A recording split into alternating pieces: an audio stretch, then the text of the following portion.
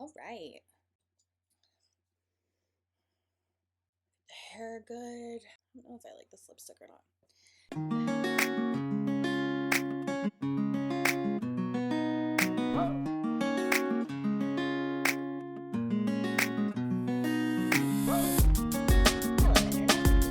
As much as I missed you. If this is your first time joining, welcome. My name is Audrey, and this is the Fire and Fiber podcast, where I talk about knitting, thrifting, mental health, and I guess it's also a queso podcast. So apparently, this is my co-host now. Hi. I am an Indigenous mother. I work in healthcare, and I am an avid knitter, and apparently I'm also a podcaster. If you have been watching my channel for a while, you may have noticed, or maybe you didn't, I've actually not been posting for a while. I've been off for about a month. I think it's actually exactly a month since I last recorded. And the reason being is I've been, it wasn't planned, but I've been taking time off from my channel wasn't planned. It was really just something that sort of, I haven't felt motivated to do it. I've been kind of struggling with a bit of like mental health, sort of seasonal stuff. Life's been really busy. If you work in healthcare, you know that February and March are typically really, really stressful months as it's the end of fiscal year. So I have just been hanging out, just been taking care of myself, just been napping lots for the first time ever in my life. I wanted to get back to things. I don't know about everyone else, but I find that the longer I avoid doing something, the easier it is to continue that avoidance and the harder it is to like get back into the habit or the routine. And it's not that I'm forcing myself, but it is definitely a challenge. I had to have a stern talking with myself. Can you stop, please? Okay, now we're done. Thank you. I'm happy to be back and hopefully back to a regular routine. The good thing about my channel not being monetized is that I don't actually have any sort of like negative financial impact if I take a break from recording and posting. And so this is just, again, something I do for fun, something that gives me joy. Kisa would like to say hi. Can you say hi? Are you done? You're being a real pest today. I know, but you're very cute.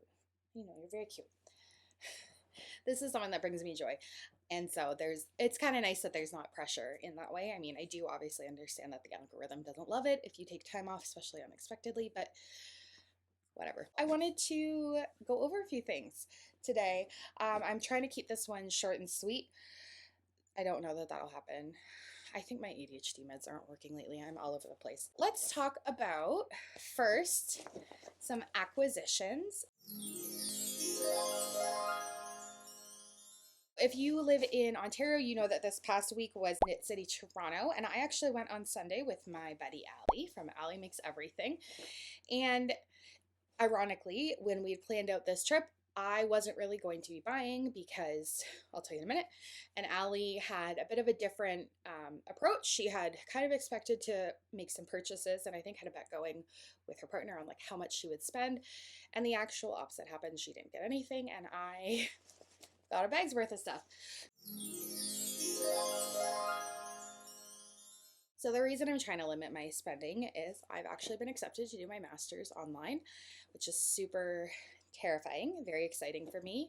I've been out of school for many moons now and have really, really thought about going back to school a lot, and I've always found a reason not to, or it just didn't work out or the timing or whatever, and I really didn't have a lot of confidence in myself because I've been out of school for so long and I'm still really nervous.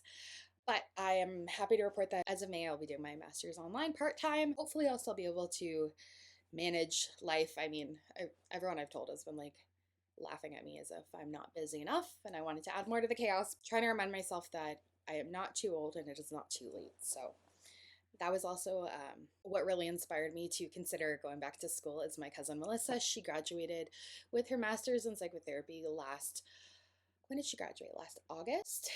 There's nothing like seeing someone you love and respect go back to school at 40. It really encouraged me and it gave me a lot of the confidence to even pursue this path.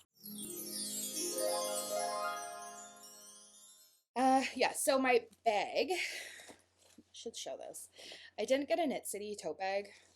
I used the bag that my ketamine infusion therapy clinic gave me, field trip. So shout out to them. It's a good bag. And I have a few things. I didn't go crazy. Let's be real, I spent money, but it's not as bad considering I didn't have a plan and everything was full impulse. I don't think I did as badly as I could have. So what do I want to start with? Let's see here. Okay, so the first purchase I made, I was really excited to go to this booth. I have purchased from these dyers makers a lot in a few different capacities, and so I went to the Full Moon Fibers booth.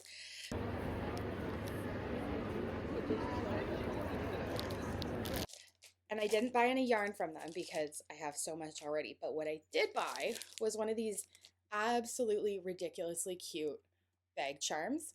So this one, these are all handmade and they were all different, and this one hit every possible. This one checked every box for me. It's pink, it's got like the funny little balloon dog, it's got hearts, it's got rainbow, it says WIP Queen. Even the paracord underneath is pink. There's like some little extra goodies on here. They put a whole bunch of stitch markers. I don't know if you can see, they put a whole bunch of stitch markers on here, which if you've ever ordered from Full Moon Fibers, they always include little goodies like that in their orders. It's so ridiculous and cute. I had to. I'm very excited. My goal for 2026 is to stop saying very excited on this channel. Maybe one day I'll put like a counter on here, like a little, how many times I've said it as I go. Anyways, so that was my first purchase. I didn't know this booth would be at Knit City, and it was very serendipitous. I've looked at this yarn online. I've also looked at this yarn from a Poshmark seller, and I haven't pulled the trigger, and then I saw it and it felt like fate. So this is from Numana Yarn, and this is their sock. It is their Barbary sock. The colorway is called Hyper Colored. And this is a 115 gram skein of 80% superwash merino and 20% nylon.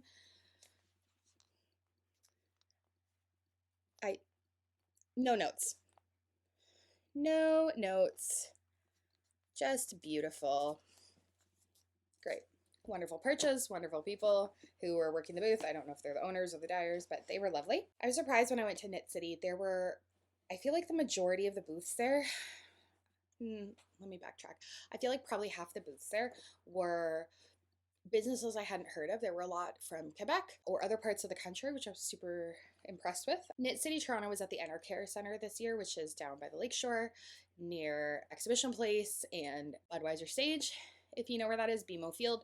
So it was actually in a really, really big ballroom, conference room, I guess. And there were quite a lot of vendors. They actually could have squished in more, in my opinion. It was a lot. And Allie and I opted to go on the Sunday, which we were both grateful for, because apparently Saturday was a zoo and they'd run out of food because it was just so busy. So we definitely enjoyed a more relaxed shopping experience on Sunday. I had looked at these next two items at Fibre Forge the previous weekend in Hamilton, and I just didn't grab them. I had been helping out my friend Tamu, and so when I did a walk around Fibre Forge, I saw these and then didn't come back for them. But these are two mini, what are these called? These are two skeins of Gideon sock yarn from Winston Fibre Co. I am also a sucker for people who package things differently, so just the fact that these skeins are kind of shorter and fatter than what you normally see from minis definitely intrigued me. They're still, oh, the reason is they're 50 grams. There you go. Look at that. But still, when you see a 50 gram skein on a set, it's typically like longer and skinnier. I'm just a sucker for fun or different branding and marketing. I don't know if these ones have color names on them. No.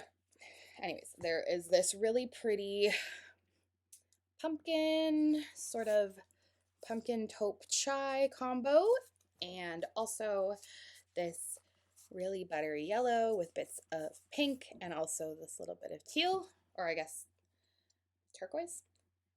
Anyways, these are, what's their composition? These are 75% superwash merino, 25% nylon. I believe Winston Fibre Co. is, I don't know if they're Brantford or Guelph based, but they're near me. I've just never used this yarn before. Or Numana, actually. Actually, I think all the yarn I bought is from, yeah, it is. All the yarn I got is from dyers that I haven't knit with or worked with before, so that's kind of cool. I have also not shopped this yarn dyer before, although I have talked about them on the channel, and this is Creation Miss Couture, And I purchased 3 skeins of the, what is this called? Neon Nep Fingering. It's a I think it's a blacklight UV reactive base. So it's got these like neon tweedy bits. I don't know if they're showing up very well. So I got 3 colors. This one is called Pumpkin Float. By the way, these were all discounted. I guess they were like oopsies or misdyes or like last of, but I don't mind. I love that. The next one is no named, apparently. This is a really pretty peachy color. Again, that UV reactive neon tweed that I've seen everywhere this year. This color also doesn't have a color name on it, but it's a bit of a peachy, pinky, purpley lavender. It's like a warm lavender almost. I've seen a lot of things in this color this season. I really like it. It's not showing up with the lighting quite as purple as it is in real life. I was trying to decide on color combos and quantities, and then Allie made a good point that I could do a fade with the 3 of these. So these might be a shawl or a t-shirt. I'm not sure yet. These are also these are actually an 85% extra fine superwash merino, 15% Donegal neon tweed Nep. I don't know what Nep stands for. I'm assuming it's the tweedy bits. Very, very pretty, very soft. These are also 100-gram skeins. I got a little free soak at some point. That's cool. What is this? Frosted Stitch gave me something even though I didn't buy from them. That's fun. The last thing I got, this was the first item I wanted to buy. But this was the first booth that I was looking at items I was thinking about buying, and I came back for it. Didn't want this item exactly. I wanted a different version of this item.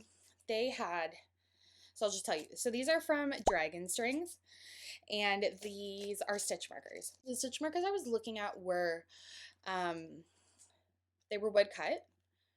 Like these ones are holographic acrylic, but they had a bunch in wood cut, and I didn't want the wood cut. The ones that I wanted, how do I say this? They were shaped like a body part that people of the male persuasion most of the time possess. I wanted them in the holographic sort of opalescent acrylic, and they were not available. But I did get 7 swear words you can't say on TV. Sorry, 7 words you can't say on TV. And this is, I don't know if they're going to show up here, like really, really pretty laser cut on, what are these, like the little bulb markers. And they're actually not even on the stitch markers. The stitch markers themselves come with it. So that's kind of cool. I guess I could swap them out if I wanted to put them on a different style of stitch marker. So yeah, that's that. All in all, I think I was I think I showed a lot of willpower at Knit City, and honestly, there wasn't a whole lot I was super excited by. It's springtime right now, or we're getting into springtime, so lots of the color palettes were very springy, and yeah, I saw a lot of the same bases being used, primarily this like neon tweed, UV reactive tweed in a whole bunch of styles, and it's something that I've loved from afar, and probably a couple years ago was really, really looking for and had a hard time. It's just not something I was reaching for as much now, but there were so many cool, unique things that were not yarn or yarn accessories this year that I was really impressed with. So I've never been in Knit City before, and I don't have anything to compare it to, but I did have a lot of fun, and I also saw a ton of people that I know, different vendors, and ran into a bunch of friends. I ran into Madison from Florange Apparel and Erin from Flying Squirrel and a whole bunch of other people. So that is my Knit City haul.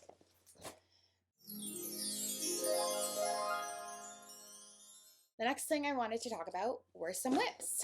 In taking my hiatus from recording, I also haven't really been watching any YouTube either. I used to have like a really strong routine, especially in the mornings, of watching certain channels or things like that. I haven't really felt up to it. I've just felt kind of blah about a lot of different things. I have seen that people are posting their spring knitting plans, and truthfully, I don't have any. If you've watched the channel for a while, you know I don't have a plan for anything. I'm just flying by the seat of my pants. But my overall plan or theme or goal for 2026 has definitely been to try to finish up some WIPs, preferably before I start new ones. So I posted last week, I did finish my step-by-step cardigan. I'll link the video here. I finished that, and I think that's all I've had for finished objects right now, because I've had an, all right, sorry, my light died. So I was knitting this Nebula sweater. I did a short sleeve version, Nebula by Andrea Mowry in Cascade Cantata. Hard time saying that for some reason. And I went to go block it, and we had a mishap of the color bleeding variety. So I don't know if you really, yeah, it's picking up a bit of the difference. So I noticed that the yarn started bleeding almost immediately when I went to block my sweater, and so I pulled it out really quickly, rinsed it, and was waiting for it to dry to assess the damage. I think what I'm going to do, and let me know in the comments below if you've ever had this happen and maybe you have a solution. I think what I'm going to do is attempt to block it again and soak it, because if I'm wondering if maybe the yarn from the hot, like the dye from the hot pink yarn, will even out some of these sort of patchy areas. And then if not, I don't know what I'm going to do. It's a bummer. I haven't even tried it on yet. I'm fairly confident it fits, but that's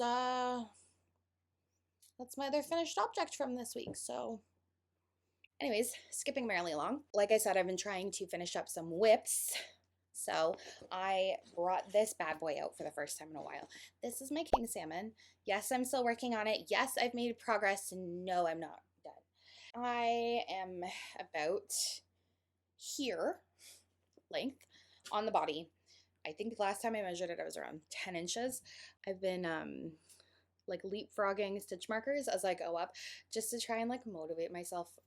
I'm trying to like trick myself into thinking this is a potato chip project, and I'll just feel even better every single row, and it's gonna incentivize me to keep going. Who knows if that's actually working? I mean, it is. I'm still quite a long ways away. So I need about 14 inches for the body, and I'm out around 10. I am not entirely sure what I want to do with those sleeves. I would like the idea of a long sleeve sweater. However, I know myself, I know I get warm, and I know that I would probably get more wear out of it if it was a short sleeve, like a t-shirt length or a 3/4 sleeve length.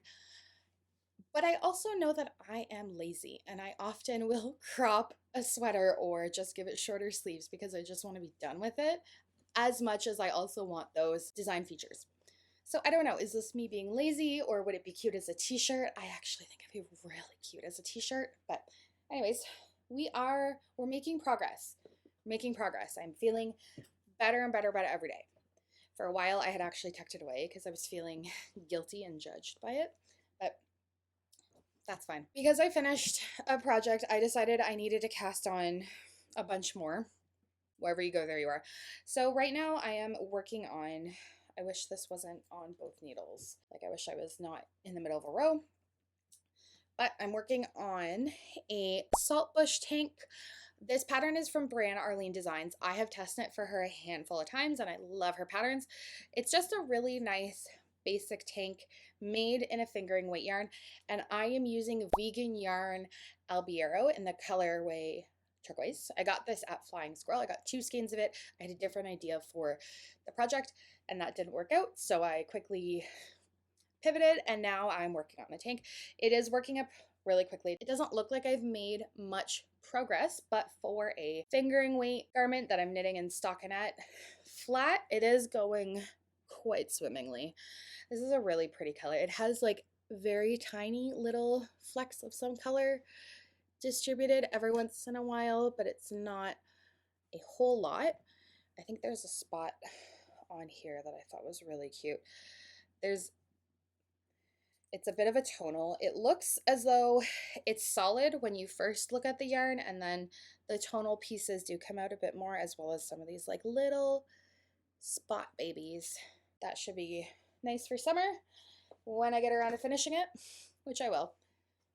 This is kind of a slog.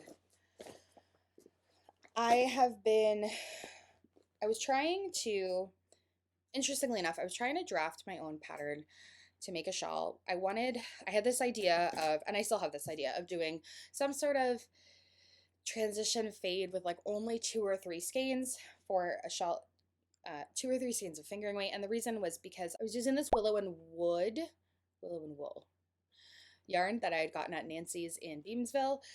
And so I was trying and I was getting really frustrated and when I was trying to draft. And so I just went to my library and I started knitting the Find Your Fade shawl from Andrew Mary. Again, I feel like we're all fans. Currently, I'm actually not using the pink peachy orange combo that I had gotten from Nancy's. My original idea was to use the green, the peach, and then this other color, and the other color is going to be the transition color. I still don't know what I'm going to do yet, but this is called Air Guitar. This is from La Bien-Aimée. It's their merino sock, and it's a funny yarn because it's got black, it's got white, and then it's also got these greeny colors as well as the pinky peachy colors. And the way it looks in skein is really interesting. I'll see if I can like pop in a picture. I bought it online, but how hand-dyed yarn presents in a skein is very different than how it knits up. And I'm really, really happy with how it's knitting up. So it's these colors in here. Very fun. I've been swapping out some of the green as I go. I'm not following her color pooling or her row assignments exactly. I'm just sort of mixing them in as I go, and I haven't started on my 3rd color yet, even though I'm on section 5, which is blending the 3rd color. And I think that pattern calls for 5 or 6 colors, but I'm taking it as I'm using the pattern as a bit of an outline, and then I'm winging it a bit with my colors. So that's cool. I am still working on this scrappy shawl. This is Jenny's Little Christmas by Woolly Badger. I am making progress. Again, I'm in the middle of a row. Why am I doing this every time? Also, can we just talk about me raw dogging life with no needle stoppers on any of my projects? Any of them. And they all come off. I lose at least 1 stitch every time. And I'm just like, oh, pick it back up. So stupid. And I have a million of those things everywhere. Yeah. So right now I am in the middle of a row. So it's hard to tell. But essentially it's knit in sections. And so this would have been the first section. So you knit the first like triangular shawl, kind of, as where it's like from the middle and you work outwards. And then you cast off half of the stitches, or sorry, you bind off half of the stitches, and then you start to pick up on the next section and you connect them back, which is where we're at right here. So I'm getting closer to the end, if that makes sense. Again, I'm also not following the color planning on this one. This shawl was designed to accommodate using different minis from like an advent calendar. I'm just doing whatever makes my heart feel happy when it comes to colors. Like all these. Yeah, just got a big old bag of scraps. Got lots of partial skeins, lots of Koigu, KPPM, just all sorts of goodies in here. Like these, I think this is from the Spinning Spider. Lots. So again, another really nice fingering weight shawl pattern that I'm not in a rush. Like as much as I say, oh, I'm going to finish more of my WIPs, I'm also just like kind of happily chugging along. I do have a few other items. Honestly, I have a sock on the go and I have a few other things that I don't really feel compelled to share. I did want to share 2 books though. So the first book is not a book in how I'm normally sharing what I'm reading, but this was a thrift find. It is the Koigu Painter's Palette book, Knits from a Painter's Palette, Modular Masterpieces in Hand-Painted Yarn.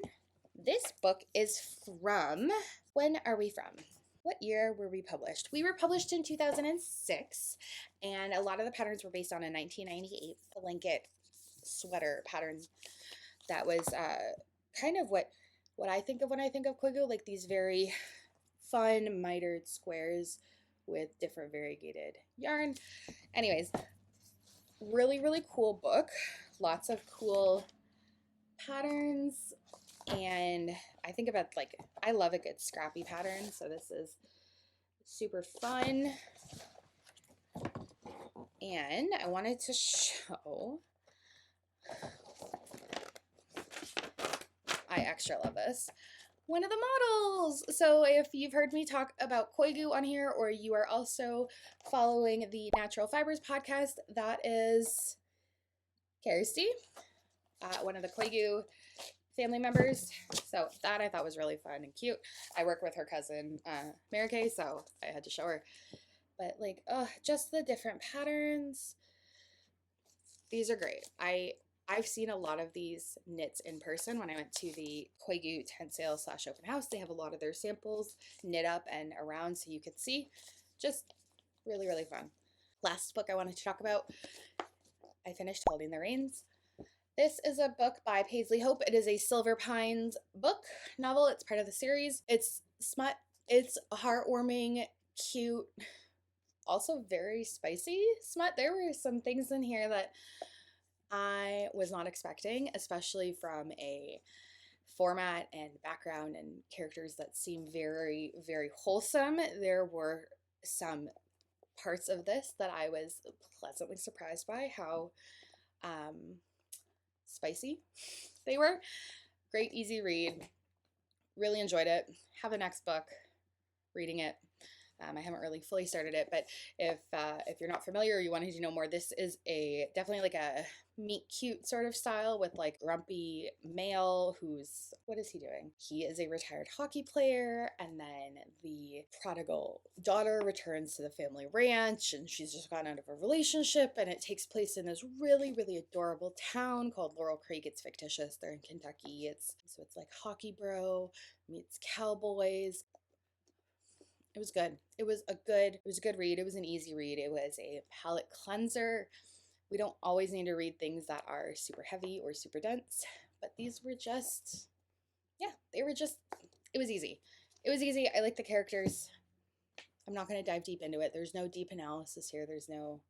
Sometimes you just have to have something light and fluffy to fill your time with. And I feel good about it. That, I think, is all I have. Actually, I want to talk about television for a minute. So one of the series I finished is Scarpetta. And if you haven't seen it, Scarpetta is based on a very long series of novels with the same character. The author is Patricia Cornwell, and Kay Scarpetta is her main character. She's a longtime crime writer. I feel like this series, actually I looked it up the other day, I'm pretty sure the first Scarpetta novel came out in 1990 and it's still going. So I was flicking through Prime and saw this come up on my new page and immediately was intrigued and had called my husband over, and he immediately saw that Jamie Lee Curtis was in it and like bolted to the couch. So we watched most of it together. It's Nicole Kidman and Jamie Lee Curtis, and Nicole Kidman plays a chief medical examiner in the Commonwealth of Virginia. They're chasing serial killers. It's a good series. Like I watched the whole season, and it flip-flops between 1998 when she was a young medical examiner just starting out in her career, and then present day being 2025 or 2026. Back and forth, back and forth. Great cast. Jamie Lee Curtis plays the funniest like caricature of a character. I really liked it. I, really loved Nicole Kidman's like broodiness and seriousness. I love the actress who played young Kay Scarpetta.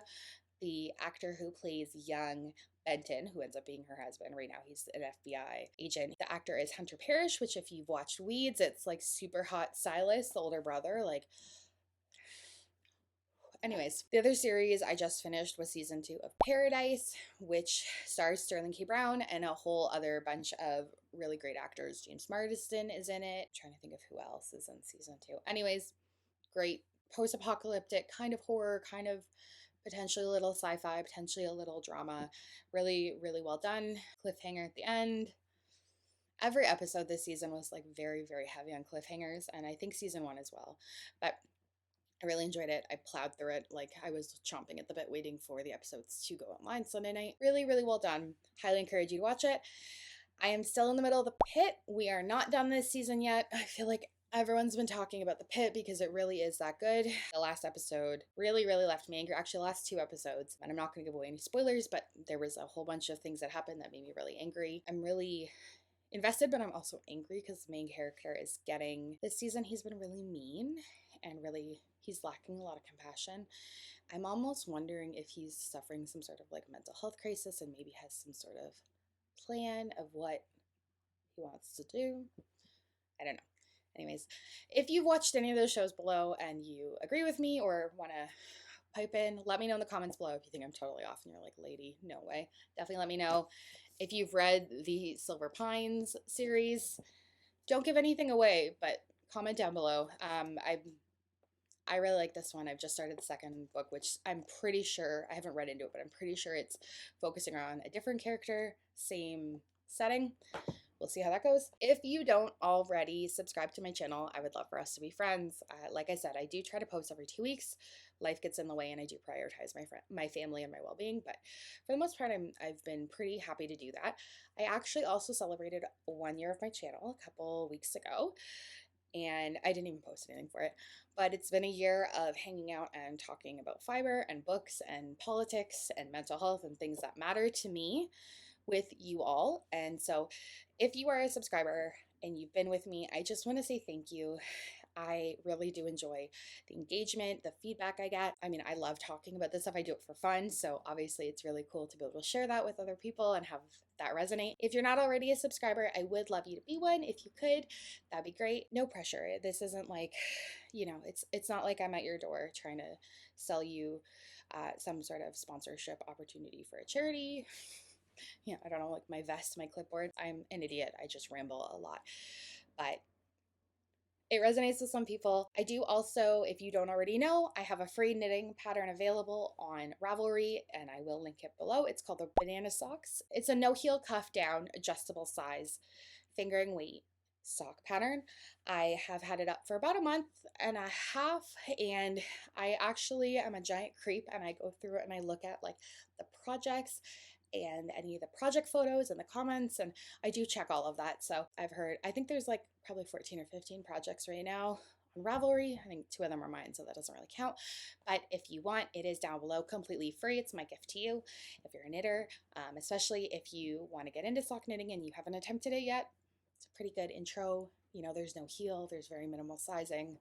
I tried to make it as intro beginner friendly as possible, and I do also offer a low vision option of the pattern available as well to support accessibility. If we're not already friends on Instagram, please give me a follow as well. Check out any of my other links. I do have an online store and some merch and things like that. I do have another little side business. I also need to pay for my master's degree now, so like I said, if you've been with me since the beginning, or if you just got on this crazy train with me, thank you. Stay safe and happy knitting. Can you say bye?